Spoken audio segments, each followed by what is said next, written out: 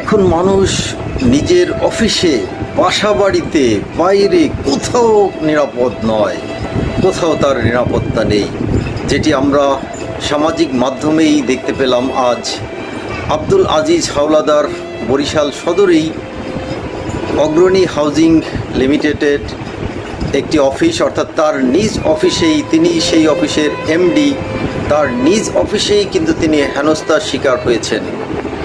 সেখানকার একজন দুর্বৃত্ত নয়, তাকে বলা যায় সন্ত্রাসী, মুস্তাফিজুর রহমান লিটু, তিনি কিন্তু তার দলবল সহ হঠাৎ আকস্মিকভাবেই কিন্তু সেই অফিসে ঢুকে পড়েছিলেন।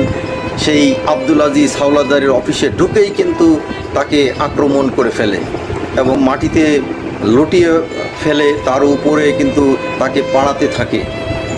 এবং তিনি যখন এক পর্যায়ে তার যে পিয়ন ছিল, তার পিয়নের মাধ্যমে তিনি কিন্তু উপরে উঠতে সক্ষম হন এবং তার পরবর্তীতে দেখা যায় যে সেই পিয়ন যখন চলে যায়, সেই আব্দুল আজিজ হাওলাদারকে কিন্তু তার এমন একটি পরিস্থিতিতে তার সিক্রেট প্লেস, সিক্রেট জায়গা, অন্ডকোষে পর্যন্ত হাত দিতেও সে কিন্তু দ্বিধাবোধ করেনি। তার অন্ডকোষে হাত দিয়ে তারপরে কিন্তু তার কাছ থেকে ব্লাঙ্ক চেক, 70 লক্ষ টাকার একটি চেক এবং আরেকটি চেকের ব্লাঙ্ক চেক তার কাছ থেকে লিখে নেয়।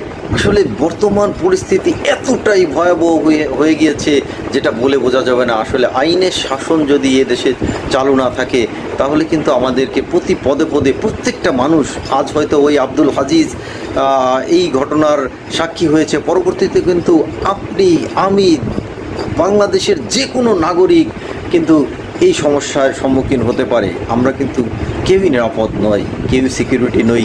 তাই সরকারের কাছে বিনীত আবেদন রাখছি, বিনীত নিবেদন রাখছি, সরকার যেন দ্রুততম সময়ের মধ্যে এই ঘটনার তদন্ত সাপেক্ষে যিনি দোষী হয়েছেন এই মুস্তাফিজুর রহমান লিটু, তাকে এমন শাস্তি প্রদান করুন যাতে করে ভবিষ্যতে আর কেউ এ ধরনের অপকর্ম বাংলাদেশের ভিতরে বা যে কোনো জায়গায় ঘটাতে সক্ষম না হন। আমি সেই কামনা রেখে এখান থেকেই শেষ করছি।